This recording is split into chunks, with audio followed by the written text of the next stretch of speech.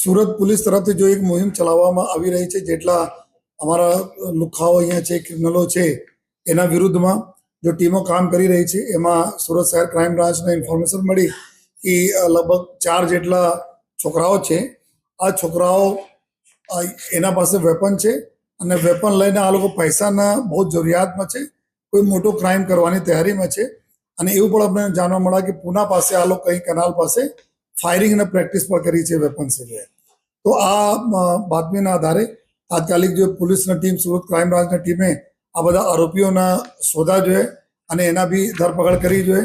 આ આરોપીઓ જે 4 આરોપીઓ પાસેથી 2 વેપન આપણને મળ્યા છે જોઈએ અને આ આરોપીઓ બધા ગુનેગાર જ છે.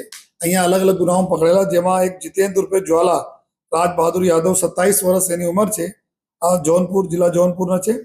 અને એક ગુલશન, આ જો જીતેન્દ્ર જ્વાલા છે એના ઉપર ઓલરેડી મર્ડરના ગુના 302ના ગુના એના 2019માં દાખલ થયા હતા ડિંડોલી પોલીસ સ્ટેશનમાં.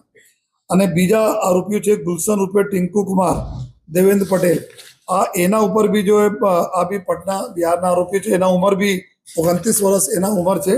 અને આ જો રેલવેમાં 307 ફાયરિંગ કરીને રેલવેના 2017માં એમાં ગુનામાં સામેલ હતા જોઈએ. એના સાથે જો ક્રાઇમ બ્રાન્ચમાં આર્મ્સ એક્ટના ગુનામાં અને એક વલસાડ રેલવેમાં ધાડના ગુનામાં આ પકડાયેલા છે આરોપી જોઈએ. અને ત્રીજા ગુનેગાર છે નિલેશ ઉર્ફે અજીત. તો નિલેશ ઉર્ફે અજીત આ જૌનપુરના રહેવાસી છે જોઈએ. અને આ બી એના ઉપર જોઈએ લિંબાયતમાં ગુના, લિંબાયત પોલીસ સ્ટેશનમાં જોઈએ મારામારી અને આ પ્રકારના ગુનાઓ એના ઉપર દાખલ થયેલા છે.